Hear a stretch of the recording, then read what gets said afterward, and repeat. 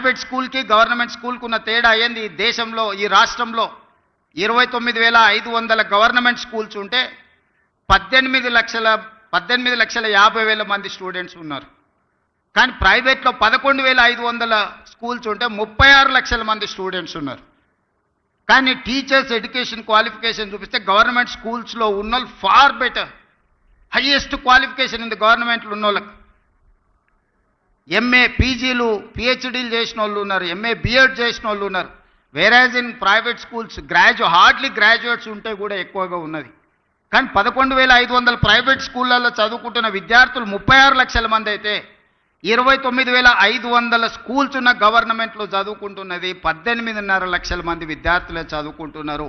మన విద్యా విధానంలో లోపం ఎక్కడుందని నేను ఆలోచన చేస్తే 5 years కంప్లీట్ అయిన వాళ్ళనే ఫస్ట్ క్లాస్లో స్కూల్కు పంపాలని గవర్నమెంట్ స్కూల్స్ డెసిషన్ తీసుకుని, whereas in private schools nursery, UKG, LKG 3 years complete అయినప్పుడే 3+కి నర్సరీ, 4+కి యూకేజీ, 5+కి ఎల్కేజీ, ఆ తర్వాత ఫస్ట్ క్లాస్ నుంచి. సో ఇనీషియల్గానే తల్లిదండ్రులు వాళ్ళ పిల్లల్ని ప్రైవేట్ స్కూల్కి పంపించిన తర్వాత ఫస్ట్ క్లాస్కి మళ్ళీ తీసుకొచ్చి గవర్నమెంట్ స్కూల్లో చేర్పించే విధానమే మనం మొత్తం దెబ్బతినిపోయినాము.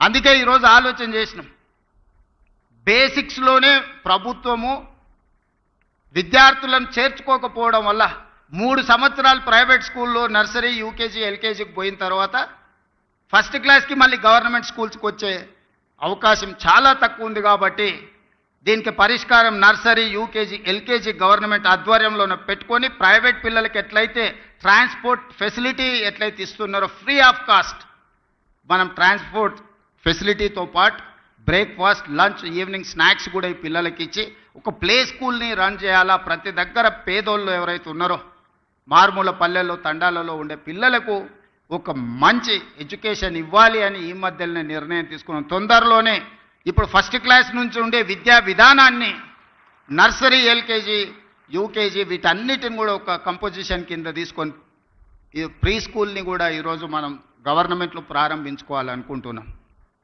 ఈరోజు ఈ పోలీస్ స్కూల్ కూడా చాలామంది మా army school, Sainik school, national defence academy నుంచి వచ్చినాం. రకరకాల బ్రాండింగ్ అంటే దేశ సేవలో ఉన్న, దేశ రక్షణలో ఉన్న సిబ్బంది, డిఫెన్స్ కానీ, నేవీ కానీ, ఆర్మీ కానీ వాళ్ళ స్కూల్స్ చాలా గొప్పగా చెప్పుకుంటున్నారు. ఆ స్కూల్లో చదవడమే ఒక గొప్ప అవకాశంగా తల్లిదండ్రులు భావిస్తున్నారు. ఆ స్కూల్లో ఉండే పిల్లలు చాలా గొప్పగా, వాళ్ళు చాలా గర్వంగా చెప్పుకుంటున్నారు, నేషనల్ డిఫెన్స్ అకాడమీ నుంచి వచ్చిన, ఆర్మీ స్కూల్ నుంచి వచ్చిన, సైనిక్ స్కూల్ నుంచి వచ్చిన అని. కరెక్ట్, వాళ్ళు బాగున్నారు కాబట్టి చెప్పుకుంటున్నారు. మరి పోలీస్కి ఏమైందని నేను అడుగుతున్నా. మనం కాంపీట్ చేయలేము వాళ్ళతోటి? మనకు శక్తి లేదా? మనకు విజన్ లేదా? పోలీస్ స్కూల్ ఎందుకు కాంపీట్ చేయొద్దు? ఎన్డీఏ స్కూల్తో మనం పోటీ పడలేమా? ఆర్మీ స్కూల్తో మనం పోటీ పడలేమా? వాళ్ళకి ఇస్తున్న ఇన్ఫ్రాస్ట్రక్చర్ గవర్నమెంట్కి ఇవ్వడానికి గవర్నమెంట్కి ఉన్న 3 లక్షల కోట్ల బడ్జెట్లో ఇది ఒక పెద్ద లెక్కన. అందుకే ఈరోజు నేను స్పష్టంగా ఆలోచన చేసి ఇక్కడ వేదిక మీద ఉన్న ఉన్నతాధికారులతో పాటు ఇక్కడ ఉన్న పోలీస్ సిబ్బంది, హోంగార్డ్ నుంచి డీజీపీ వరకు ఉన్న పోలీస్ సిబ్బందిని నేను అడుగుతున్నా, మీ బ్రాండ్ మీరు క్రియేట్ చేసుకోండి. ఎక్కడైనా మీ పిల్లలు కలిస్తే నేను పోలీస్ స్కూల్లో చదువుకుంటున్నాను చెప్పుకునే విధంగా ఈ స్కూల్ని తీర్చిదిద్దాలి. మీకేం కావాలనో గవర్నమెంట్ మీతోనుంది, మీ ముఖ్యమంత్రి మీతోనున్నాడు. మీకు నిధులు కావచ్చు, అనుమతులు కావచ్చు, ఏం కావాలన్నా కేజీ టు పీజీ వరకు మీ పోలీస్ స్కూల్ని మీరు తీర్చిదిద్దుకోండి. నేను ఉన్నంతకాలం మీకు నిధులకు కానీ అనుమతులకు కానీ ఎలాంటి ఇబ్బంది రాదు అని నేను మీకు మాటిస్తున్నా. ఎందుకు మీ పిల్లలు ఆత్మ న్యూనత భావంతో బాధపడాలి? మా తల్లిదండ్రులు పోలీసు ఉద్యోగాలు చేసుకుంటున్నారని చెప్పుకోవడానికి ఎందుకు వాళ్ళు వెనుకంజ వేయాలి? ఈ సమాజంలో అందరికంటే ఎక్కువగా సేవలు అందిస్తున్నది, అందరికంటే ఎక్కువగా రక్షణ కల్పిస్తున్నది, అందరికంటే ఎక్కువగా పేదలకు ఉపయోగపడుతున్నది పోలీస్ శాఖ. కానీ అది ఎందుకు మీరు మీ బ్రాండింగ్ మీరు ఎందుకు చెడగొట్టుకుంటున్నారని నేను అడుగుతున్నాను. అల్టిమేట్గా ఏ ఆఫీసర్ అయినా, ఏ చిన్న చిరుద్యోగి అయినా వాళ్ళ జీవితం అంతా కష్టపడేదంతా వాళ్ళ పిల్లల కోసమే కదా. ఆ పిల్లలు మంచిగా చదువుకొని ఈ దేశానికి నాయకత్వం వహించే నాయకులుగానో, ఈ దేశ నిర్మాణంలో పనికొచ్చే అధికారులుగానో రాణిస్తే అంతకంటే తల్లిదండ్రులుగా మీకు ఏముంటుంది సంతోషం అని నేను అడుగుతున్నా. అందుకే ఈ పోలీస్ స్కూల్ మన అందరి బాధ్యత. దీన్ని తీర్చిదిద్దడం అనేది మన సోషల్ రెస్పాన్సిబిలిటీ. నేను విశాల్ గోయల్కి నేను సూచన చేస్తున్నా, ఎందుకంటే సిలికాన్ వ్యాలీతో పోటీ పడే విధంగా షామీర్పేటలో ఫార్మా సైడ్ వీళ్ళు ఒక ఇన్ఫ్రాస్ట్రక్చర్ అంతా క్రియేట్ చేసిండ్రు. ఈరోజు ఫార్మా అంటేనే ఈరోజు వ్యాక్సిన్లో కానీ బల్క్ డ్రగ్లో కానీ హైదరాబాద్ తెలంగాణకు ఉన్న ఇంపార్టెన్స్ మీకు అందరికీ తెలుసు. అందుకే కార్పొరేట్ కంపెనీలతో మాట్లాడండి. ముఖ్యమంత్రిగా నేను అనుమతిస్తున్న డీజీపీ గారికి, సివి ఆనంద్ గారికి, ఇక్కడ ఉండే ఐటీ కంపెనీల నుంచి ఫార్మా కంపెనీల వరకు పిలిచి మాట్లాడండి. వాళ్ళ కార్పొరేట్ సోషల్ రెస్పాన్సిబిలిటీ ఫండ్స్ని పోలీస్ స్కూల్లో డిపాజిట్ చేసే విధంగా వాళ్ళని మీరు మాట్లాడండి. ఈరోజు ఇంత ప్రశాంతంగా ఇన్ని వేల కోట్ల టర్నోవర్ ఉన్న కంపెనీలు సైబరాబాద్ కమిషనరేట్ పరిధిలో నడుస్తున్నాయంటే పోలీసు రక్షణ లేకుండా, పోలీసు భరోసా లేకుండా ఈ సంస్థలన్నీ నడుస్తున్నాయా? మరి వాళ్ళ కార్పొరేట్ సోషల్ రెస్పాన్సిబిలిటీ అంటే పోలీసు పిల్లల చదువులకు అవసరమైన సహాయం అందించడం వాళ్ళ బాధ్యత కాదా?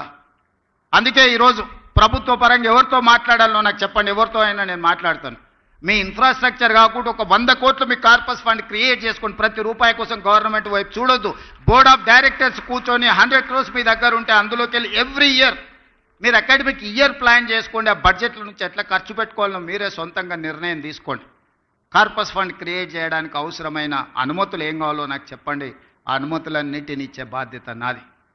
యంగ్ ఇండియా అనే title, I have not created this title.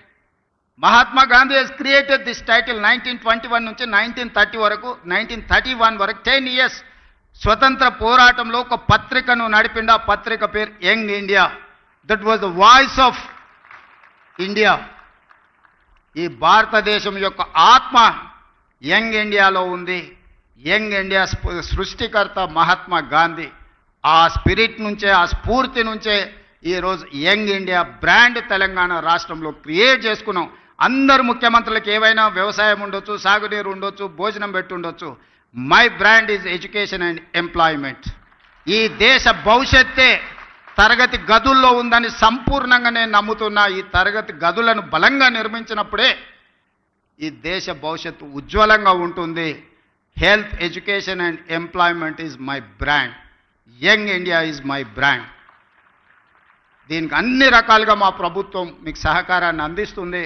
తక్కువ సమయంలో ఇంత మంచి క్యాంపస్ని క్రియేట్ చేసినందుకు అందరినీ మనస్ఫూర్తిగా అభినందిస్తూ పోలీస్ శాఖ సిబ్బందికి అందరికి సూచన చేస్తున్నాం, మీ పిల్లల్ని ఇక్కడ చేర్పించండి.